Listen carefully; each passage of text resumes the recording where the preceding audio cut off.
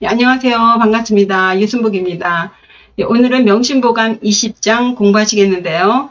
게으르지 말아라 라는 그 무일사상과 관련해서 눈만 뜨면 움직여야 먹고 사는 일반 시민과 그런 서민들의 노동에 기대서 그들을 이끄는 지도자 혹은 군자에게 그 무일의 의미는 무엇인지 노동의 측면에서 동양과 서양의 차이를 알아보시고 이후 미래의 노동은 어떻게 변할지에 대해 생각해보는 시간을 가져보겠습니다. 주제가 좀 거창한 것 같지요? 하는 대로 해보겠습니다. 먼저 읽고 시작하죠. 경행록 심가일 형불가불로 도가락 신불가불오 형불로 즉 태타이패 신부르즉 황음부정 고 일생어노이 창렬 락생어우이 무염 일락자 우로 기가망호 이불문인집이 목불시인지단 구불언인지과 서기군자입니다. 이 문장은 경행록에 나오는 글이에요. 빛경자 행동행자에서 모범이 되는 빛나는 행동을 기록한 책입니다. 문장 보시면요. 심가일 형불가불로 도가락 신불가불오다 마음심 몸형 길도 몸신 해서요. 심과 형의 관계, 도와 몸의 관계를 설명하고 있습니다.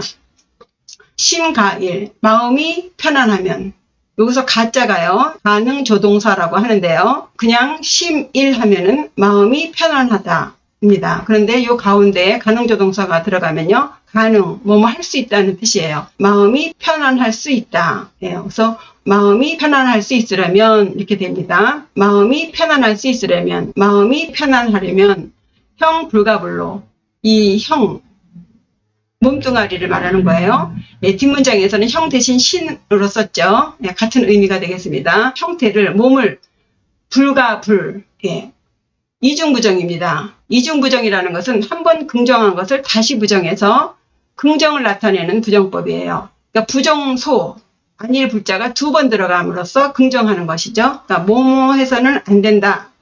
뭐뭐 하지 않으면 안 된다. 이기 때문에 뭐뭐 해야 한다는 의미가 됩니다. 몸을 수고롭게 하지 않으면 안 된다. 몸을 수고롭게 해야 한다. 힘들게 해야 한다는 거예요. 마음이 편하려면 몸이 수고로워야 한다는 내용이죠. 다음 문장이요. 도가락 신불가불로 했어요. 도를 즐기려면, 도를 즐길 수 있으려면, 가능조동사 가짜죠. 신불가불로예요. 형의 뜻이죠. 몸을 불가불, 뭐뭐 하지 않으면 안 된다. 뭐뭐 해야 한다. 죠? 우, 근심 우로 알고 있는데요. 이 근심 우는요, 고통, 괴로움 이런 뜻도 있어요. 몸이 근심을 해야 한다. 몸이 근심을 하나요? 마음이 근심을 해도 몸은 근심을 한다고 하지 않지 않습니까? 몸을 괴롭히다는 얘기예요. 도를 즐기려면 몸을 괴롭혀야만 한다. 쉽게 얘기해서 계를 지켜야 된다는 거예요. 도를 즐기려면 우선은 청정도로 봐야 되겠습니다. 청정도를 즐기려면 몸을 괴롭혀야 돼요. 뭐예요? 끊임없이 먹는 것, 자는 것, 입는 것 그런 것을 모든 금지해야 하는 것을 지켜야 된다는 거죠. 배고프다고 무조건 먹고 자고 싶다고 무조건 자고 이렇게 하면 이 도를 즐길 수 없는 것이죠. 몸을 괴롭혀야 돼요. 불가에서 육바라밀이 있는데 지계입니다. 계를 지키는 것이 요 의미예요. 신불가불로. 몸을 괴롭히지 않으면 안 돼. 몸이 고통스러워야 돼요. 그래서 그 고통이 점점 강해질수록 도를 즐기는 맛이 난다는 거죠. 그래서 니체는 불교는 피곤한 종교다라고 했어요. 끊임없이 이 계를 지키도록 하고 끊임없이 정진하게 하기 때문에 그것이 이제 신불가불로예요. 몸을 괴롭히지 않으면 안 돼요. 그렇게 몸을 괴롭힘으로써 점점 청정도를 즐기게 된다는 것입니다. 전체 문장 보시면요. 마음이 편하려면 이 노자는 노동을 뜻하죠. 일을 해야만 한다는 거예요. 그리고 도를 즐기려면 몸을 괴롭혀야 한다. 이 앞문장은 소위 몸을 움직여서 생계를 유지해야 하는 보통의 그 서민들을 대상으로 하는 말이고 이 뒤에 문장은 최소한 의식주가 해결된 선비에게 해당하는 것이 아닌가 싶어요. 그래서 이 보통의 서민들은 그 생계를 유지하기 위해서 끊임없이 몸을 움직여서 노동을 해야만 마음이 편해지는 것이죠. 그리고 그 최소한 의식주가 벗어난 사람들, 그들은 일부러 몸을 수고롭게 해서 도를 지키는 이렇게 대꾸를 했다고 보겠습니다. 다음 문장도 이 문장과 연결이 되는데요. 형 불로즉 태타입해 신부르즉 황음부정이라고 했습니다. 몸이, 이 형은 신자와 같은 의미죠. 같은 형이나 신이나 같은 몸이에요. 몸을 수고롭게 하지 않으면, 그러니까 일하지 않으면 즉 태타입해예요. 태타, 게으를 태, 게으를 타자입니다. 태타를 보시면요. 게으를 태, 게으를 타자예요. 우리 말로는 게으르다는 의미가 똑같이 되지만 게으름도 종류가 있죠. 우리 한글은 소리 글자이기 때문에 게으르다는 의미로 쓰는데요. 이 뜻은 다릅니다. 요 앞에 게으를 태자는요, 요 별태로 되어 있는데 이것은 기쁘다는 의미의 태예요. 거기다 마음심이에요. 때문에 여기서 게으를 태는 이 마음이 좀 편안한 사람이에요. 느긋한 사람입니다. 이런 느긋함에서 오는 게으름을 말해요. 뭐 잘 될 거야, 잘 되겠지, 이렇게 생각하는 사람이에요. 이런 식으로 생각하는 게으름입니다. 우리가 좀 잘 되겠지라고들 많이 하는데 그 속에는 게으름이 있어요. 그러니까 정말 긍정의 힘이라고 해서 이제 부정적인 의미보다 이제 긍정적으로 생각하는 게 좋다고는 하지만요. 그 긍정의 힘을 말하려면은 그 밑에 저변에서 엄청난 준비가 있어야 되죠. 준비하고 나서 하늘의 명을 기다리는 그런 식의 것이 아닌 그냥 단순히 잘 되겠지라는 의미에서 나오는 그런 것은 게으름에서 오는 것이라고 봐야겠습니다. 그리고 그 다음에 게으를 타자인데요. 요 따를 숫자도 게으를 타로 쓰입니다. 요것은 마음심자에다가 여기 따를 숫자를 보면 여기 오른쪽에 왼좌에다가 몸육자예요. 달월이 아니라 몸육자예요. 몸이 왼쪽에 있는 마음이에요. 이것은 방관자적인 태도를 말하는 거예요. 그래서 어떤 일이 생겼을 때 그냥 멀거니 있다가 누군가가 어떤 결정을 내리면 거기에 따를 수의 의미가 있는 게으를 타예요. 소극적인 거예요. 앞에 게으를 태자는요, 좀 느긋함에서 오는 게으름이라면 이 게으를 타자는 소극적인 것. 적극적이지 않아요. 뭐 달려들지 않고 멀거니 멍하게 있다가 다 결정되면 내가 따를게. 이런 의미의 게으를 타입니다. 그래서 어쨌든 같은 의미로 만들어진 유사 단어 태타입니다. 다시 본문으로 와서요. 몸을 수고롭게 하지 않으면, 말하자면 노동하지 않으면 즉 태타에 대해서 느긋하든 소극적이든 이렇게 게을러지게 돼. 일을 안 하게 되면 게을러져서 쉽게 패하게 된다.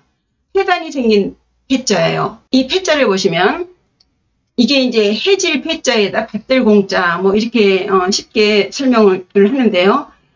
그 막대기에다가 수건을 걸어놓고 천을 두드리는 모습에서 해진다는 의미로 만들어진 글자예요. 그런데 이 글자는요, 그 폐단이라는 뜻도 있지만 나쁜 짓을 하는, 부정행위를 하는 그런 의미가 있는 패자예요. 멀쩡한 수건을 왜 두드리는지 모르겠습니다. 이게 해지도록, 그래서 해질 패자라고 하는데요. 그래서 여기서 패자는 부정행위예요. 그래서요, 뭐 일하지 않은 즉 게을러져서 쉽게 나쁜 짓을 하게 된다는 얘기예요. 이걸 애매하게 해석하면은 뭐 무슨 말인지 잘 모르실 것 같아요. 먹고 살아야 되는데 일하지 않으면 어떻게 했습니까? 결국 게을러지면서 쉽게 나쁜 일을 하게 된다는 의미죠. 신부르죽 황음부정, 몸을 고통스럽게 하지 않으면, 아까 말했죠.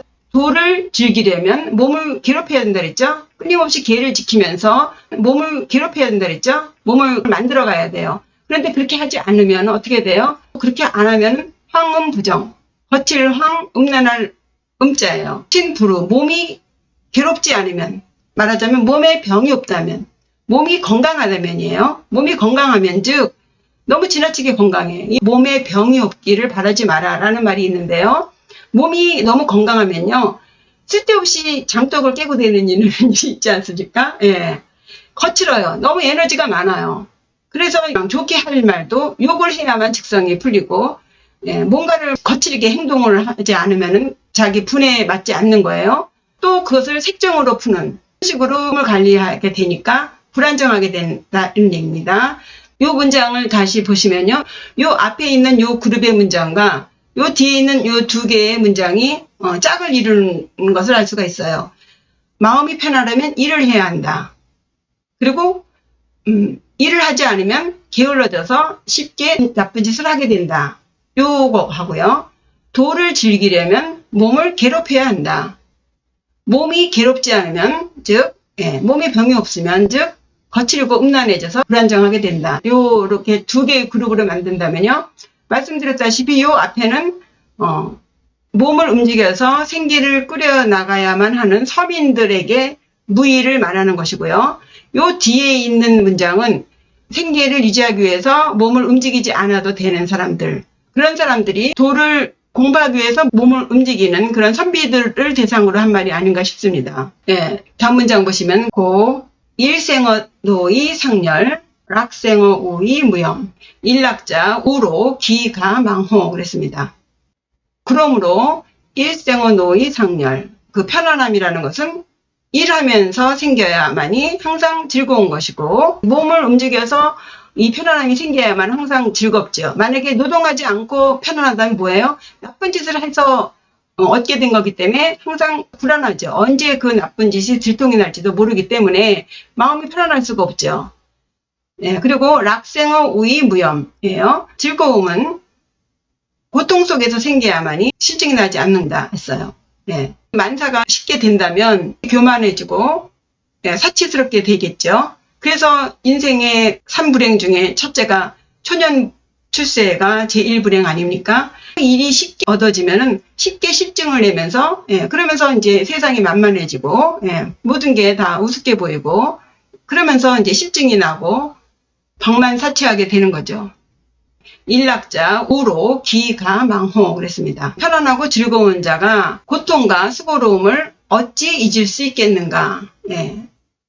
노동하지 않고 괴롭지 않다면 절대 편안함이나 즐거움은 누릴 수 없다는 것이죠. 여기서 기자는요, 어찌 기예요.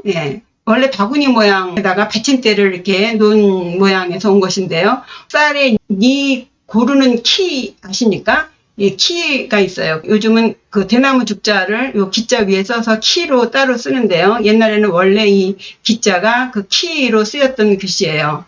근데 지금은 이제 강조 의미에서 어찌 기로 쓰이고요. 혹은 지시대명사 그것으로도 쓰고, 만약에 아마도라는 의미로 쓰입니다.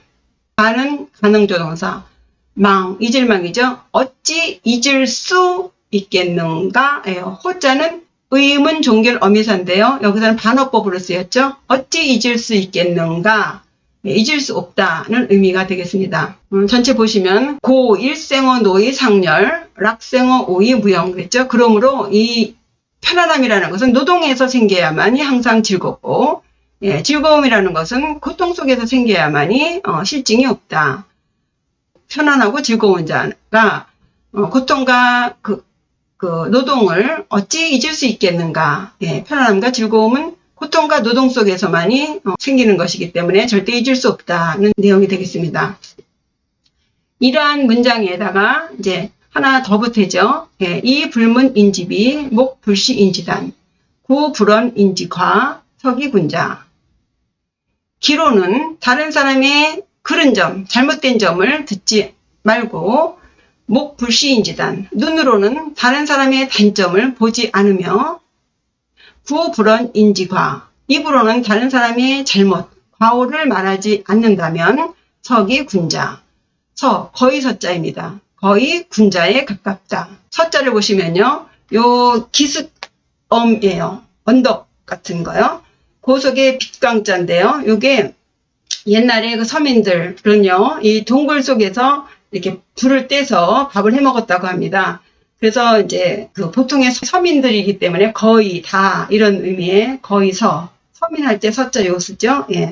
혹은 서출이라는 의미도 써요. 그리고 언덕 아래에서 뭔가를 삶아 먹는 의미를 나타내는 글자입니다. 다시 해보면요. 이 불문 인지비 목 불시 인지단 구 불언 인지과 서기 군자.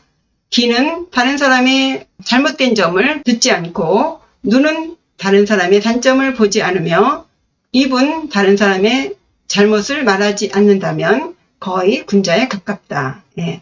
이 문장을 다 살펴보았는데요. 정리하면 일을 하면 일정 수입이 들어올 테니 생계를 걱정할 필요가 없으니 마음이 편안하겠죠. 그리고 또 땀 흘린 뒤에 만족감으로부터 오는 그런 편안함도 있겠고요. 반대로 일을 안 하면 게을러지고 또 스스로 무력감에 빠지게 돼서 쉽게 무너지게 되죠. 나쁜 짓을 할 수 있게 되는 거예요. 예. 또 반대로 의식주가 해결된 사람의 경우에는 선비 이상의 계급의 사람들은 계율을 지키듯 몸을 관리하면 청정도를 즐길 수가 있고, 몸이 지나치게 건강하면 거칠고 음란해지게 되니까, 또 일을 쉽게 이루면 또 쉽게 실증이 나면서 교만해지니까 몸에 병 없기를 바라지 말고 부지런히 몸을 놀리라는 취지의 내용이 되겠습니다. 여기에 이제 덧붙여서 남의 그릇된 점을 듣지 말고 남의 단점을 보지 말며 남의 잘못을 말하지 않으면 거의 군자에 가깝다라고 했는데요. 이 내용이 복잡한 것 같지만 요약하면 열심히 일해서 생계를 책임지고 끊임없이 계를 지키듯 몸을 관리해서 황음에 빠지지 말아야 된다. 그리고 귀와 입과 눈을 조심한다면 군자가 될 수 있다는 내용입니다. 여기서 군자라고 한다면요. 군자는 육아인이라면 누구든 바람하지 않는 롤 모델이죠. 예. 노동이 서민에게 생계를 유지하는 수단이라면 군자에게는 또 도를 이룰 수 있는 하나의 방편으로 소개가 되고 있는 것입니다. 옛날에 주나라의 주공이 어린 조카인 성왕에게 게으르지 말아라 라는 무일을 조언을 합니다. 이 편안할 일자를 보시면요. 이 일의 의미는 굉장히 많은데요. 일품의 일자, 뛰어나다는 뜻도 있고요. 한가하다는 뜻도 있고, 욕심이 없는 그런 일품이 가질 수 있는 그런 의미의 뜻이 다 있는데요. 일반적으로는 시험시험 갈착에다가 이 토끼토 해서요. 달아난다는 의미가 있고요. 토끼가요. 동물 중에 좀 색이 강한가 봅니다. 그래서 플레이보이라는 잡지의 로고가 토끼 모양으로 되어 있죠. 예, 그래서 섹스를 나타낼 때 토끼를 말합니다. 그래서 음탕하다는 의미도 있어요. 요 일자 안에는. 피지배자 입장에서의 무일이라면 부지런히 일해라. 예, 게으르지 말아라. 라는 의미지만, 남의 윗자리에 있는 통치자들, 지도자들에게는 백성들의 노동의 어려움, 고통을 잘 살펴서 자신의 편안함을 구하려고 해서는 안 된다. 그들이 얼마나 어렵게 사는지 알아야 되고, 그것을 안다면 절대로 그렇게 편안함만을 바쳐서는 안 된다라는 의미가 되겠습니다. 주공의 이 무일 사상은요, 동양의 지도자들이 명심해야 하는 덕목으로 전해졌는데요. 예를 들면 우리가 잘 알고 있는 조선 중기의 화원인 김홍도 있죠. 예, 그의 풍속화도 이런 무일 사상하에 전개된 일종의 정치 예술의 일환이라고 할 수 있어요. 무일 사상을 기반으로 그려진 무일도는요, 백성들은 열심히 노동하고, 그리고 양반 사대부들은 그들의 노동의 고통을 절대 잊어서는 안 된다는 것을 깨우치는 그림이라고 합니다. 백성들이 무일도의 그림을 구경할 게 있겠습니까? 다 양반 사대부들 집에 이 그림이 걸려 있는 거죠. 그러니까 그런 백성들의 고통스러운 노동의 현장을 보면서 그들의 헌신을 잊지 말아라 라는 내용인데요. 김홍도의 풍속화를 보면 다들 너무나 행복한 표정들 아닙니까? 김홍도는 아마도 백성들이 원하는 삶은 이런 삶이다라고 알려주고 싶어서 그렇게 풍속화를 그렸을런지 모르겠으나 양반들이 볼 때 이 김홍도의 풍속화 속에서 그들의 고통을 읽어낼 사람이 얼마나 될지 의심스럽습니다. 네, 그러면 서양에서의 노동의 의미는 무엇인지 비교 삼아서 살펴보겠습니다. 고대 그리스에서는요. 소크라테스나 플라톤, 아리스토텔레스 같은 철학자들은요, 노동이라는 것은 고통을 통해서 쾌락을 느끼는 과학적인 행위라고 말했답니다. 동양에서는 몸을 괴롭혀서 도를 즐긴다고 했는데요. 재밌죠? 이들은 노동은 고통을 통해서 쾌락을 느끼는 과학적인 행위. 여기서 쾌락을 동양에서는 도를 즐기는 것으로 했는데, 예, 이것이 의미가 좀 뉘앙스는 다르지만, 예. 근데 여기서는 좀 부정적인 의미로 쓰였어요. 과학적인 행위라고 했거든요. 일부러 스스로를 고통스럽게 하는 행위라고 했는데 우리는 자신의 몸에 가학하면서 몸을 괴롭히면서 청정도를 즐긴다고 했고요. 여기서는 부정적인 의미로 그것 좀 동사양의 차이가 있습니다.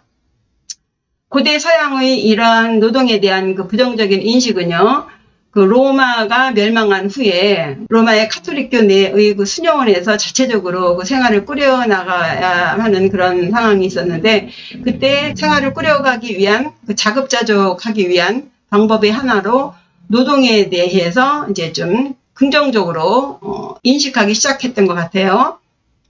그러다가 중세 때에 이르러서 장인들이 그 길드 있죠. 조합이 결성되면서 노동에 대한 인식이 긍정적으로 자리를 잡게 됩니다. 이후에 신적인 세계에서 인간이 중심인 세계로 변해지는 근대에 와서는요, 인간의 이성이 과학적인 지식을 바탕으로 합리적인 판단을 한다는 그런 근대적인 인간 중심의 세계로 접어들면서 독일의 철학자인 그 헤겔은요, 노동을 생계 유지의 수단으로 정의했어요. 노동이라는 것은 먹고 살기 위해서 하는 것이다. 이렇게 정의하면서 동시에 하나를 더 얹습니다.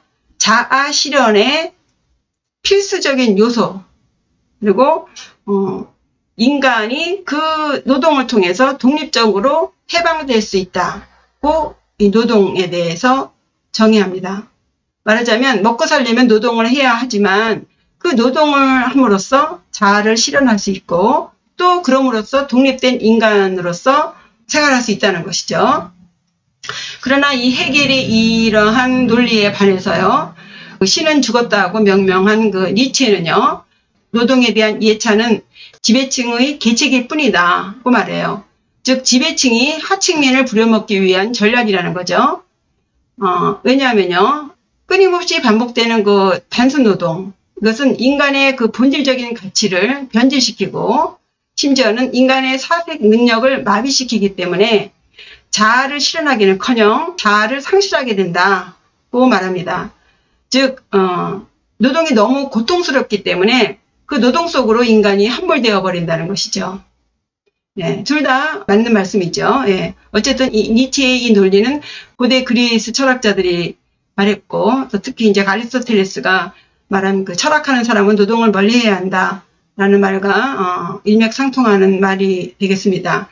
사실 역사 이래로 그 꽃피운 그 철학 사상은 물론이고요, 문화예술조차도 그 하층민들의 노력 봉사가 없었다면 그 성대함은 결코 이룰 수 없는, 그죠? 절대 불가능한 일임을 인정하지 않을 수 없죠. 양반이 풍요 즐기면서 난치고 앉아있을 때 그 하인들이 왔다 갔다 하면서 그 먹 갈아줘, 씻어줘, 그 시중이 없다면 절대 불가능한 일이라는 것을 간과할 수 없습니다. 어쨌든 노동을 통해서 자아를 실현하든 노동 때문에 자아를 상실하든 노동의 기쁨이 없었다고 할 수는 없어요. 그런데 이제 근대를 지나서 현대에 이르러서는 기계의 발달로 산업화되고, 분업화되고, 전문화되면서 이제는 그나마 나름 즐겼던 노동 자체의 즐거움 혹은 만족감을 느낄 수 없는 그런 상황에 이르게 됐죠. 노동이라는 것은 오직 생계를 유지하기 위한 수단으로 전락해버렸습니다. 노동은 먹고 살려고나 하는 것이지, 뭐 자아 실현이라든가 뭐 이런 것, 만족감, 뭐 충족감 이런 거는 이제 다 날샜습니다. 거기에 또 4차 산업이 오면서 그나마 생계를 꾸리는 수단으로 사용되었던 그 노동조차도 인공지능 로봇 AI에게 뺏기게 됐으니 노동이 사라지기도 전에 일자리를 잃게 된 그런 지경입니다.